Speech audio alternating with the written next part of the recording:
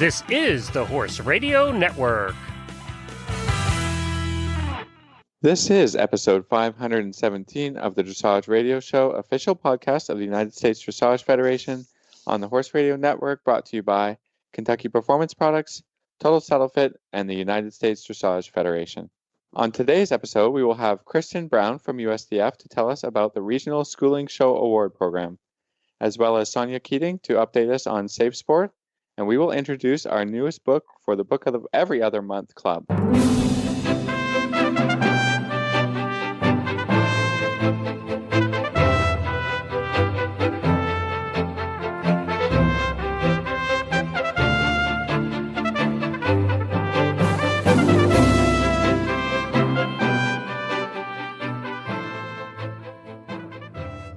This is Reese Koffler-Stanfield from Georgetown, Kentucky. And this is Philip Parks from Rockwood, Ontario, and you're listening to the Dressage Radio Show. Did you like that one, Reese? I like that one. Sorry, I think I laughed. Yeah, it used to be the every month club, but we couldn't keep that together. So yeah, we every other month club. We're every other month now, exactly. And I'm excited about this book and sharing it with you guys here in a little bit. So, but Phil, how are you this week? I'm really tired, actually. Yeah, you had a big horse show over the weekend, didn't you? Big horse show over the weekend. Lots of riders. I actually didn't take any of our own horses just because it's sort of we're having a late spring summer happening up here. Yeah. So I haven't really ridden outside a lot, and my indoor isn't the full 2060.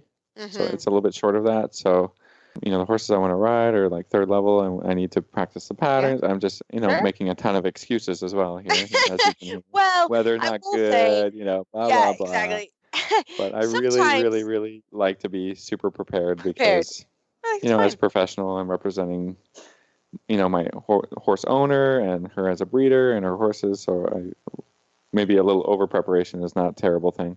No. And at sometimes, and I don't know about everyone, how your professional riders are, but sometimes I will not show my own horses when I show with my clients because really it's a lot and it becomes a lot. It can be a lot of stress and a lot to get done in one day. And exactly. And you want to do, like you said, you want to have the best horse show. So I try. No, I'm also like you, Phil. I sometimes won't take my personal horses when I go to shows, and I'll take them separately. So, or I show them or whatever. So, but it sounds I'll like get going soon. Don't worry. Yeah. We're gonna see some results. Oh yeah, it sounds like you guys had a great weekend. And yeah, we did. The weather's supposed to be bad, but it turned out to be good. Okay, and yeah, we had a lot of fun, and I really enjoy supporting my riders and seeing them do well, and it was great, but it takes a lot out of you. Yeah, it does. Mondays off are usually necessary after a horse show, so good. I'm glad. I hope you enjoy your day, and this is quite a fun week for us because, Phil, this is our 1-year anniversary for being the official podcast of USDF. So that's pretty fun. 1 year down, yeah, and this is actually Reese's seventh anniversary with the Horse Radio Network. Yep, June 1st is my 7th anniversary, which, you start saying this, and I think everyone can understand, sort of like, I went to college, high school 20 years ago, like, what? Same thing, like, I've been doing this for 7 years, wow, and we're still going strong and having a good time, and we're, as always, really thankful for all our listeners and for you guys making it possible, so it's always a fun day, and I feel like we were just sitting in the chair, just did this a year ago, so it's really fun, so... Phil, you came on the show a couple episodes later. Yeah. My anniversary is in a couple of weeks, so so we'll see. We'll see if we can get Glenn on. We usually try to have getting busier and busier. He's doing so many podcasts now, and I know we can barely get a hold of him. So. But he'll come on for our anniversary show, so that's really fun. So great here, and it's been a great year with USDF, and we look forward to many more. So, but kind of in that note, we're going to actually have a quick commercial break from USDF and come back with Kristen Brown from USDF about a new program. Founded in 1973, the United States Dressage Federation has become the largest organization to represent a single Olympic equestrian discipline. At nearly 30,000 members strong, USDF is your connection to dressage education, competition, and achievement. Visit usdf.org to learn more about USDF education, competition and award programs, and to shop our online store. Again, that's usdf.org, your online destination for dressage. Well, today for our USDF segment on our USDF show, we're really excited to have Kristen Brown. She is USDF Senior Coordinator, and she has been on the show before. So we're so happy to have you on. Kristen, welcome. Thank you. I enjoy being back. Well, there is a really cool program. I'm glad I do this show because honestly, I wouldn't know about these programs unless I did the show. So tell us all about the new USDF Regional Schooling Show Awards program. USDF is really excited about this new program. It starts on December 1st, 2019, and the competition year for the Regional Schooling Show Awards program will run from December 1st to November 30th every year. Primarily focuses on the USDF group member, and in order to participate, the rider has to have a USDF group membership. The program also encompasses non-USEF licensed, non-USDF recognized competitions, and so it gives our grassroots competitors a chance that are out there in the schooling shows and in the non-recognized licensed competitions, a chance to get some recognition. And one of the other benefits of this program is instead of it being a national program, the standings for this schooling show program are going to be per region. So we're going to have standings for each of the USDF 9 regions, which is unique unto this program. Fantastic. So tell us a little, you need to have a group membership, and then what happens from there? So in order for a group member to participate in the program, it is per horse rider combination. And each year, the rider and the horse must be nominated. And we're going to have the nomination form available on the USDF website in July of this year so that they can start filling out these forms and getting nominated so they can participate in the program starting December 1st. Very simple form online. There is a nomination fee, and it will be $35 per horse rider combination per year, whether you compete just in one level or several levels, but it's per year per horse rider combination. And then is there an award given out to a horse rider combination in each division, first level, training level, second level, or how are the awards given out? Within the program, there is going to be 4 different divisions. We're going to have the junior young rider division, the adult amateur division, the open division, which is going to be for the professional competitors, and then we have a non-professional division. And the difference between the adult amateur and the non-professional division primarily is the adult amateur rider must possess a current USEF adult amateur card, and non-professionals do not have to possess a current USEF adult amateur card, and they are not professionals as well. So it gives the adult amateur who doesn't necessarily have the USEF status a chance to compete, but yet not be compared in the rankings with the professionals. And that's interesting. Okay. So if you have, for example, sometimes I have like a barn manager, like technically right. They have to show in the open division, but they're not professional riders. They just, there's a $600 limit. I think they reach the limit for taking care of horses. Would those riders be eligible to ride in the non-professional division? I believe so. Okay. So the professionals, are your professional competitors based on the USEF rules. Okay. If they possess the USEF adult amateur card, then they would be in the adult amateur division. If they are not professional per the USEF rule, but they yet do not possess the adult amateur card, then yes, they would fall into that adult amateur non-professional division, provided, of course, they meet the age requirement to be an adult and, not a junior young rider. Fantastic. So once you go online and you fill out the form and you pay your money, then what happens? Correct. Like, do the horse shows submit your scores, or do you, or how does that work? So how it's going to work is the competitions must also apply to participate in the program, because that's how we're going to know which competitions are going to be eligible. Those scores are going to be eligible in those competitions. They have to compete, the competition management has to complete a application, and they have to submit their prize list to USDF. And there is a yearly per competition fee of $25. So if the rider that's nominated competes at the show and the competition has applied, then after the competition, the rider will then go on within 21 days after the end of the competition, and they will use the online the online results submission form that we're going to have available for them. And they will use the drop-down boxes to provide us with their information saying, I competed in this class, earned this score, and they'll be able to submit their results to us online.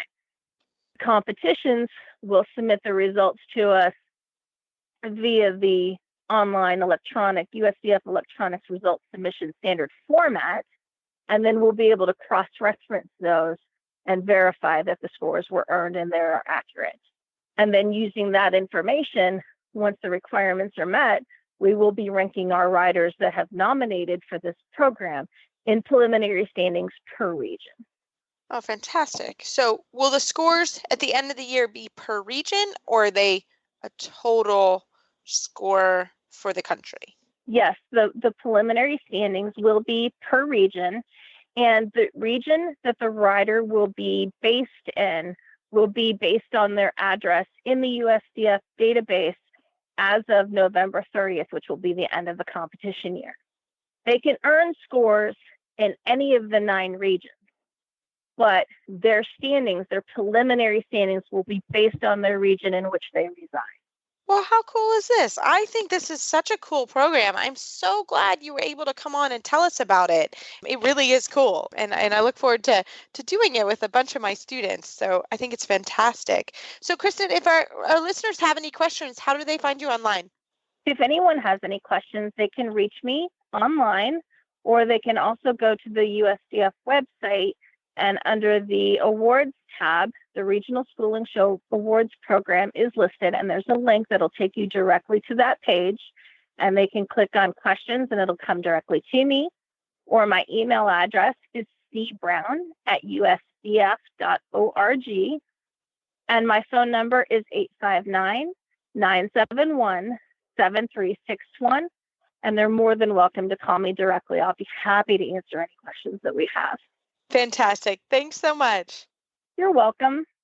Well, right after this break from Kentucky Performance Products, I was actually seeing online, there's a lot of questions about some new safe sports initiatives that are coming out, and I hope Sonia Keating from USEF will help kind of with those questions. The sun is just peeking above the tree line as you walk into the barn. You grab your horse's halter off the hook and head out to the field. The dew shimmers in the sun as you walk across the damp grass. You call his name and his head comes up as he walks toward you, looking for the apple in your pocket. You take your time grooming, enjoying the peace and quiet in the empty barn. A refreshing breeze greets you as you start down the tree-lined path. Your horse ambles along on a loose rein as you both enjoy a relaxing ride. The feeling you get on an early morning hack is why we do what we do at Kentucky Performance Products. This feeling is brought to you by Microphase. Fill the nutritional gaps in your horse's diet. Microphase Vitamin and Mineral Supplement is a low-calorie way to provide your horse with the vitamins and minerals missing from their diet. The horse that matters to you matters to us. Well, tonight I am very excited and very thankful that Sonia Keating, General Counsel from USEF, is here on the program. Welcome, Sonia. Thank you. Thank you for having me. Well, the internet has been lit up this week on the new safe sport policy, so we really felt like it was important that we talk to you and we kind of help get the message out about some of the new updated safe sport items that have just come out. So we're just going to let you take it away. Okay, great. Well, first, thank you all. We really appreciate any opportunity that we're given to try to communicate with our membership to help them better understand any new requirements. And we believe that with respect to these new policies, there's a lot of misunderstanding out there. And we are working to continue to communicate out to the membership. But first, just by way of background, because there seems to be a lot of confusion about the discretion that USEF has in terms of implementing these. You all may have seen, and we've heard from some junior riders saying, please, can you reconsider some of these?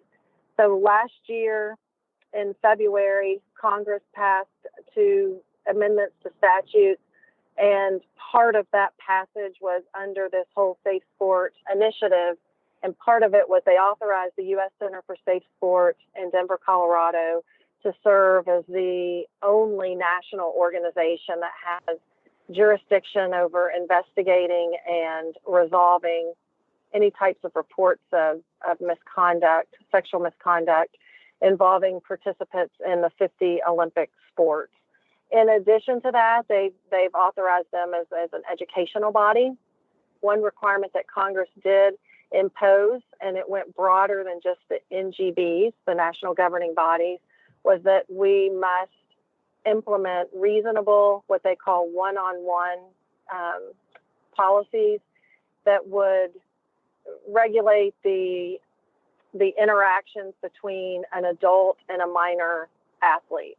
So in other words, Congress is saying, look, you serving sports organizations, it's time for you to have some sort of reasonable procedures in place that limits these one-on-one interactions with adults and minor athletes. And what you need to do is ensure that they are interacting in environments that are open, they're observable, and they're interruptible. The U.S. Center for Safe Sports developed some, what we refer to as model policies, if you will, concerning these, this mandate from Congress. And as a result of that, there were some requirements from the center as to what the NGBs must implement. So you've got these policies that are being implemented across the country in 50 different sports. So you're going to see these in hockey, in tennis, in golf, and any sport that's part of the Olympic program. These policies are going into effect. Got it. So can kind of explain the policies a little bit, like kind of what do we need to know here on this one?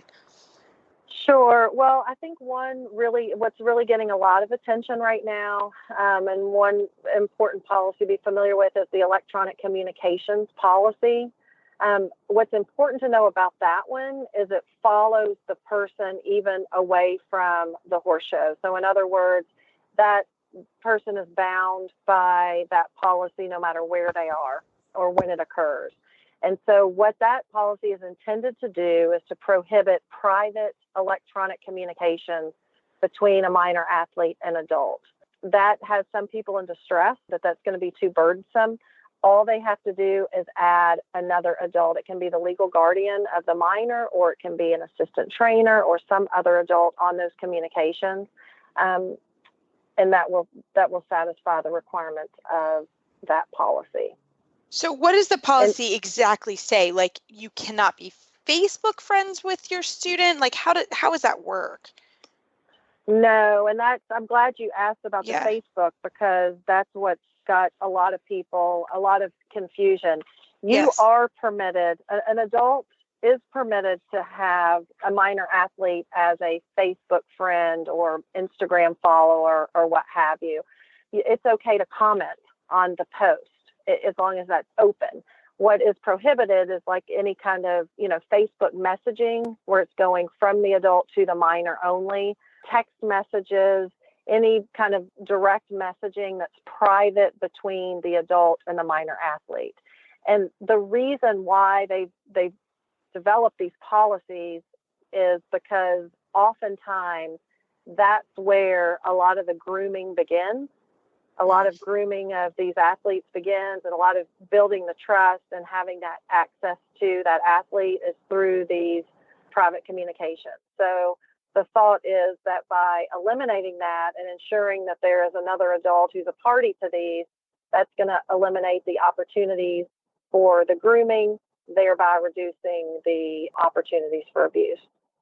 Okay. So if you're, for example, you have minor students under 18 and you're scheduling a lesson, you just have to, text or Facebook with their parent as well, is what I'm hearing. Yeah, it can be their parent. If of course, everybody has a different business model. Some have Sure. very big barns and they have other staff that work there. Some are much smaller. But even if you have another person that works with you, whether it's an assistant trainer or somebody in the office, and you copy another adult, and that's permissible as well. So I think the other thing, I try to kind of gather questions that were going around Facebook. And, I've certainly taken minor students to horse shows. We've all stayed in the same room. They're all female. I think that's probably going to be an issue as well now, isn't it? Not really, because Okay. if that's going to occur, that can occur with consent from the legal guardian. So, in other words, if you've got an adult who's bound by these policies, who's not a legal guardian, they really should not be riding alone with an unrelated minor unless there's some sort of emergency circumstances. And if there's at least two other minor athletes or another adult in the car, then you're good. So, Okay. But otherwise, and the safest thing to do really is just to obtain parental consent. Now, as a service to the members and to trainers, we have already had some inquiries in terms of, okay, well, but what does what's written consent look like? Sure. We have drafted just some sample language. These are not liability waivers. They're just consent. It's just consent language. So we have drafted just some sample that they might want to consider. They're not required to use what we've put together, but we did have a lot of people asking if we would provide something, and that is available on our website on the Safe Sport page. At the bottom of that page where there's PDFs, there are some sample consent language, which would include one for travel. Okay, great. Anything else that you feel like we should know on this one? Those were my main questions, but anything else that we as members should or trainers as myself, like what should I know about this particular new updated Safe Sport? In terms of these new minor athlete abuse prevention policies? Yes. Well, I would think of it in terms of these were initially intended because the congressional mandate was to limit the one-on-one interactions between an adult and a minor athlete. And so, I would just be very mindful that when you're working with a minor, and really even as a best practice at home, now the one-on-one doesn't apply at home. The electronic communications does, but the one-on-one interaction doesn't.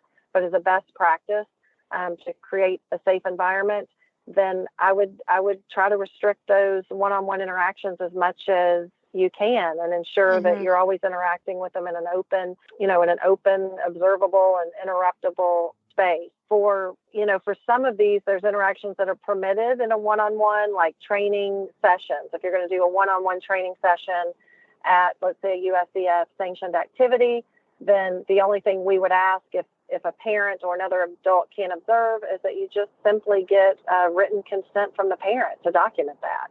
And then I would just maintain a record of that. So if there's ever some kind of reported violation, you have a record that you did in fact obtain parental consent.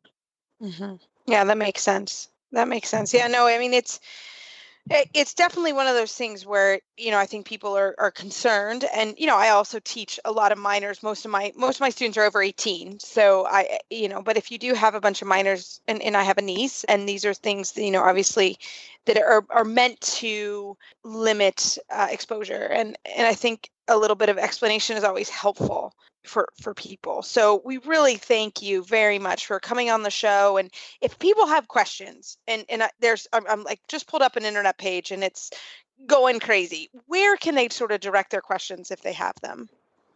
So they can direct their questions to me anytime. My email address is skeating@usef.org, or, they can even call me. All our information's available on the website. And if you get into the Safe Sport policy, you'll see 3 people identified in there. I'm one of them. Teresa Roper. She's the Safe Sport Program Coordinator at USCF. She's an excellent resource and one to contact with any questions. And Emily Pratt, and her information is listed too. So we can be contacted by email or by telephone. And, we're happy to answer any questions to try to help, clarify any kind of confusion out there. Fantastic. Well, Sonia, thank you so much for coming on. You've been awesome every time we've asked you to come on and kind of help explain to our listeners. We really appreciate it. And again, don't hesitate to contact Sonia if you have any questions. So thank you again for your time. Thank you all for the opportunity.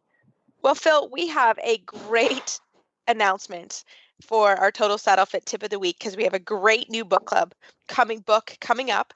But talk to us first about how it's going with your Stability stirrup leathers.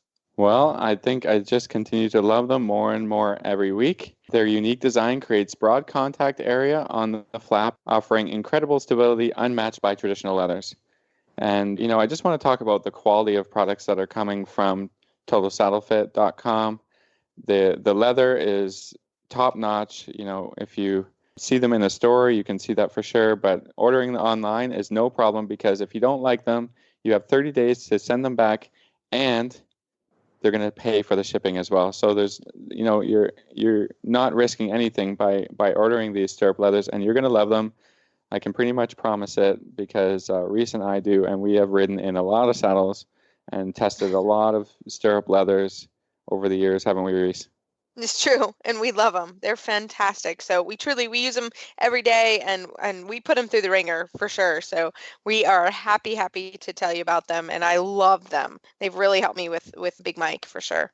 Well, next up, Reese, for our Saddle Fit tip, we are going to get to our book club book of the month, or of every other month. Maybe that's how we've been doing it lately. But we have the author of The Riding Doctor, Beth Gloston, on the show, and we're going to get right to her interview right now.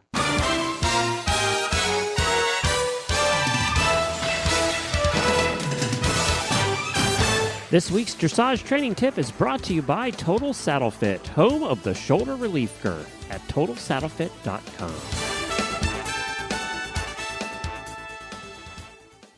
Well, tonight I am excited because, Phil, it is our announcement for our next book club book. And this was a request from one of our readers. They wanted to talk about rider fitness and rider health. So we found, I'm looking at the book now, and it is the perfect fit. And it is The Riding Doctor, a prescription for healthy, balanced, beautiful riding now and for years to come. And we are very happy that we have the author, Beth Gloston, MD, on the program. Beth, welcome to the show. Oh, thank you for having me. I'm happy to be here. Well, like you said, I literally am like, oh, my hip flexors and this and that. So I'm like currently going through the book. Like, I need to do that right after the show. But yeah, you have to close the book for now, and we're going to do the interview, Reese. So let's get into some questions for Beth. How about that? So, Beth, tell us a little bit about yourself. Sure. I grew up riding. I was fortunate to have a horse when I was a kid, and I rode with Pony Club. Great experience. But then gave up horses for a while to go away to a number of years of school, college and medical school, and then residency training. And finally, after I finished all that, I thought, could horses be in my life again? And I found a way. And boy, when I returned to riding after being away for so long, it was really hard. All that natural balance I had as a kid was just gone. So I kind of started to approach it as I might approach a clinical problem in medicine. It's like, what does it take to ride well? And watching riders and what did brilliant riders do. And then the other thing that happened was I ended up having a lot of back issues, and actually ended up needing surgery for my back problems. And then I was really faced with, how am I going to keep riding? And then I really got serious about trying to figure out a way to be able to ride and not further cause a problem to my back. So again, I watched riders, and I was diligent with doing all my physical therapy and so forth to take care of my body. And I knew I needed to do something beyond the short set of PT after surgery. I needed a program. I needed something that was ongoing. And so I found the Pilates system of exercise, which worked really well for me. And I found that after I'd do my sessions and then I'd go ride, that I had access to my body in a different way. So the movement exercises I was doing, again, to try to get stronger and more flexible and so forth, were actually helping me ride. So that got me really excited. And in my other kind of studies of what makes good riders great, I was also very excited when I realized that the great riders you see are holding and supporting their body in a healthy way. They are supporting their body in good posture, and they're moving their body in a way to move with the horse and not kind of jar or jam their body against the horse. And so it was, okay, I believe that riding in a way that's balanced with good posture, moving with the horse, is not only healthy, but it's actually consistent with good riding. A great rider moves in a way that uses the body efficiently and in balance. So that was my journey through injury and rehab and trying to sort out, can I ride? And the answer was yes. So after all my surgeries and stuff, I've been able to continue riding, and was inspired to share my findings with others. And that's when I started my business of teaching Pilates and teaching riders. So I think your story is kind of a common one from the perspective of riding when we're young, and then coming back to it after years of school or having a family, or I have lots of students that tell us this story, but maybe not to go as far as to become a Pilates instructor and to write a book. What inspired you down that path? Was it just your love of the fitness and of the riding, or tell us about that a bit? Sure. I really was encouraged that I recognized that I wasn't alone in coming back to riding or starting riding when you're older. The body has, in a way, its mind of its own. It takes some effort to sort out our movement habits that interfere with good riding. And so I wanted to offer that message of, you can do this. It may not be as easy to learn to ride when you're older as when you're a kid, but it's definitely doable.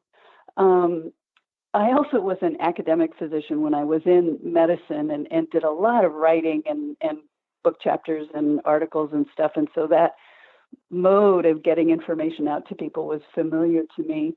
And so I took on the project of organizing how I think a rider should ride well, with that background of having done some nonfiction explanatory writing before.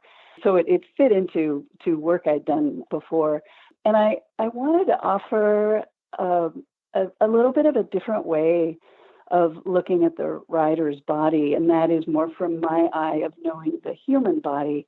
And so I tried in the book to describe how the body works in simple terms, and describe how to ride in ways that are consistent with how the human body works. And so I was inspired to offer a little bit different voice to what was out there, in talking about how to ride well.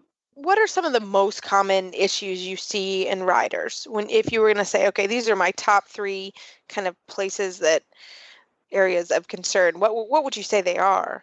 Yeah, I'd say probably the most common challenge for riders is to get away from using just their legs to grip on the horse to stay stable.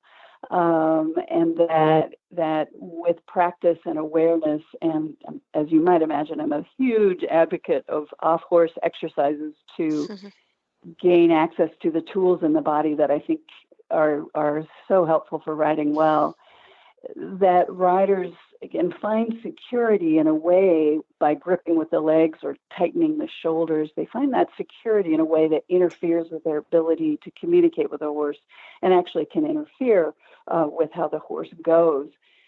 And so when I work with a rider who's maybe fairly new to riding, I just try to introduce ideas of finding balance from being centered in the saddle and feeling grounded in the saddle, from support from correct posture and core muscles, so that the rider carries themselves over the middle of the horse, not being reliant on the legs gripping, that their security isn't from the clothespin legs. So that's probably one of the most common.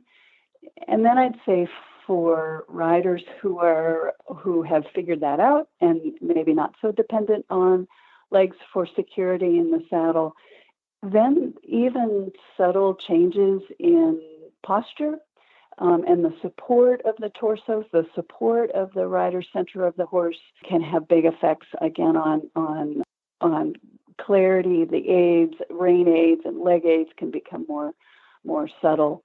So postural issues and stability issues are the most common, I'd say.